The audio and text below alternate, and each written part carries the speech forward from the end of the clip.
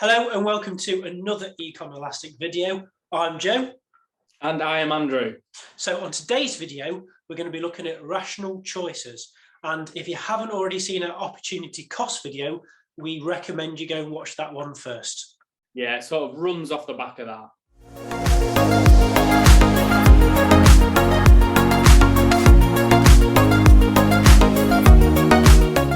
And when economists refer to rational choices, they are talking about weighing up the benefits of any one activity against its opportunity cost. For example, a firm choosing how much and what to produce. A worker choosing whether or not to work extra hours. Consumers choosing what to buy. So let's provide some context. Let's put it in a format that you might understand. You may have just started university, or think back to when you did start university, and you might need a part-time job just to get by, to pay some of the rent and the bills and some of the other expenses. So to make a rational decision, we first have to weigh up the costs and the benefits. So in our scenario, we've got two jobs. You've got one at 20 hours per week, one at 10 hours per week. We'll just assume they're both on the same rate of pay. If you take the job at 20 hours per week, you've got benefits, obviously, of more disposable income. It might provide some people with better structure, just being able to organise their week. And it's obviously something to add to your CV.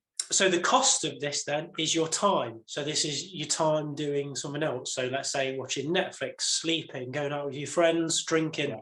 So now let's think about the job that is at 10 hours per week. So the benefits and costs are actually the same in this scenario than it was in the 20-hour-a-week job, but it has a lower opportunity cost.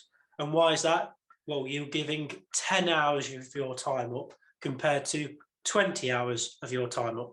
You would obviously pick the scenario that would give you the greatest benefit relative to the cost. So we've sort of done an example from, say, a consumer's point of view or an individual's point of view. So let's take an example from a firm's perspective.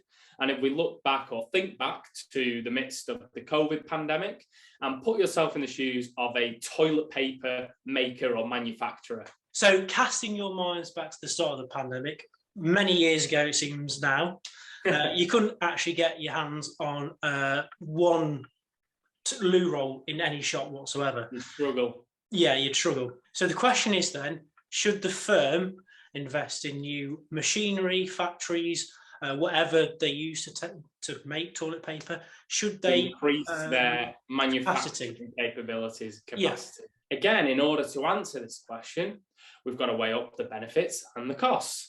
So the benefits at the start would be an increase in revenue because so many people wanted toilet paper for some unknown, bizarre reason.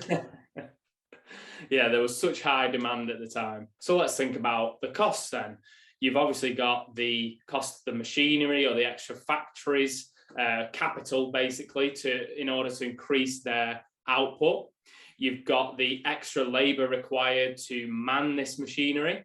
And you've also got the raw materials to get your toilet paper. So given the cost that Andrew's just outlined, it's only rational then to invest in the new machinery if the revenues from the extra toilet paper that's being sold exceed these costs that Andrew's just said. So in other words, if it increases profits. So if we think about in the crisis, in the midst of the crisis, it no doubt would have increased profits in the short term.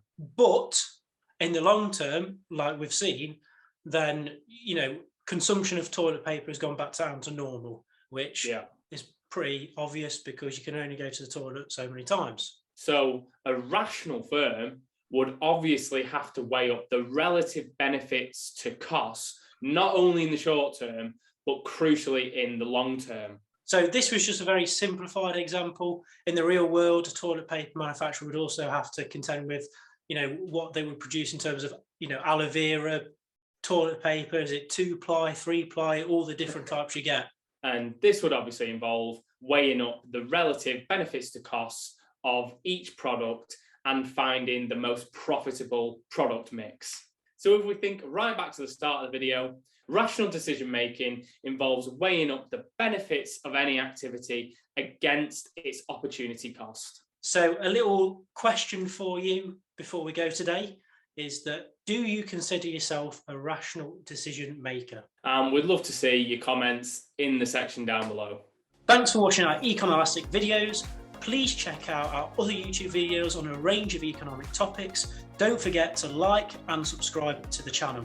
Please also check out our website at econolastic.com. The link will be in the description for you. This is where you'll find our step-by-step dissertation writing guide, which is suitable not just for economics, but for a whole host of degree subjects. And it's where you can also book us personally for 2-to-1 tutoring sessions.